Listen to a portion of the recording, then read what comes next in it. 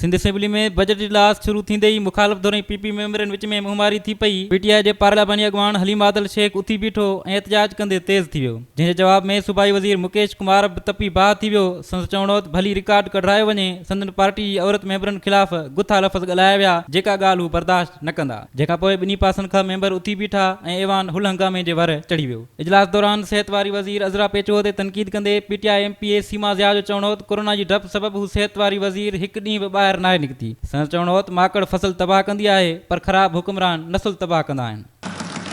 आपके वज़ीरा तो काम कर नहीं सकते, आपकी वज़ीर सेहत तो एक दिन अपने बिल से निकली नहीं है, उनको कोरोना नहीं होगा, उनको पीपीपी पूरा पहना दें, उनको नहीं होगा। जी मैं तो सर प्लीज जरा ये मछली बाजार तो बंद करें, ये किच किच किच किच किच किच किच ये लगी रही हैं, बंद करें इनको, ठीक है? जाए इनसे के बाहर जाए, ये अपनी गॉसिपिंग ये विमेन ये जो भी करती है वहाँ करें, ठीक है? सेहत वारी सूबाई वज़ीर अज़रा पेचुओ जवाब में ॻाल्हाईंदे चयो त हू कोरोना दौरान घर में नाहे वेठी मुसलसल कमु कंदी रही आहे। संदसि चवणो त वफ़ाक़ पारां 3 वॾियूं इस्पतालूं सिंध खां वापसि वठण जूं ॻाल्हियूं त कयूं पियूं वञनि, पर सिंध हुकूमत इस्पतालनि ते 60 अरब रुपयनि खां वधीक रक़म ख़र्च कई आहे। सुप्रीम कोर्ट जे फ़ैसिले मूजिबि सिंध जा ख़र्च कयल पैसा वापसि करण खां सवाइ इस्पतालूं न ॾिनियूं वेंदियूं। 678 बिलियन टोटल बजट है सिंध हेल्थ का, और इसमें ये 14% ऑफ द टोटल बजट है, और एडीपी का बजट हेल्थ का है 23.5 बिलियन, जो है 10.9% of the total ADP budget, that is of जो सिंध का टोटल एडीपी बजट है।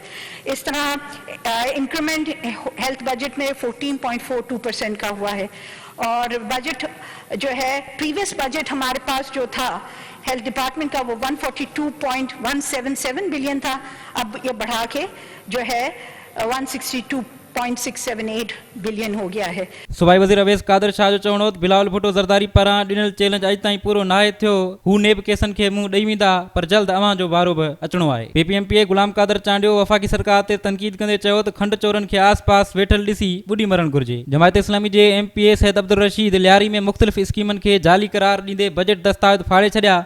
संदसि चवणो त साल्ट वेस्ट मैनेजमेंट संदसि हवाले कई वञे, हू सभु कुझु ठीकु करे ॾेखारींदो।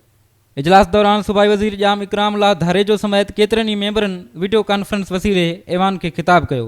कैमरामैन अली रज़ा ज़ैदी सां गॾु शबीर लाशारी, सिंध टीवी न्यूज़, कराची।